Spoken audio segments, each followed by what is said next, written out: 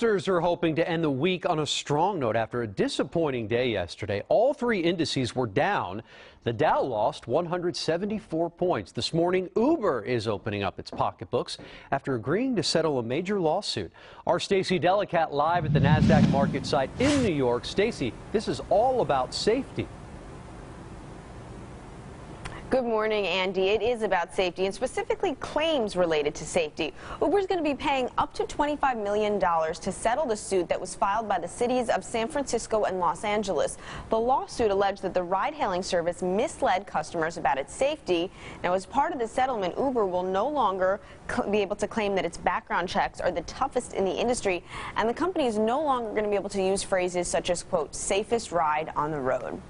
Well, switching gears, there are some big changes coming to Victoria's Secret. The brand is going to be restructured into 3 units, one focusing on lingerie, another on beauty, and the third on its teen line, Pink. Now, this is a move to streamline the business and comes even as sales remain pretty strong at Victoria's Secret stores.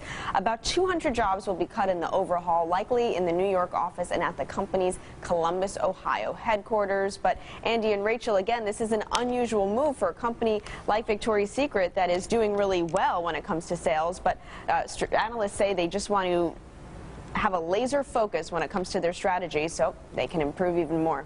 All right, doing it for business reasons. Stacey, thanks so much. Have yourself a great weekend. We appreciate it.